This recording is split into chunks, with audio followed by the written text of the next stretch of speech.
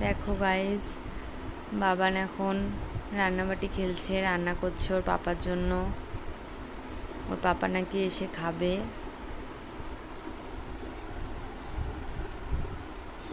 মা একটু hello guys বলে দাও।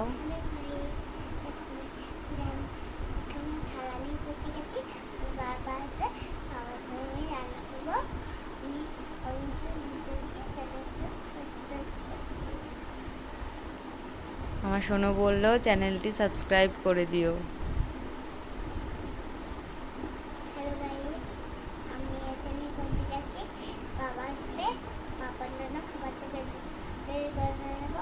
জল আছে, জল দিয়ে আমি রান্না করবো।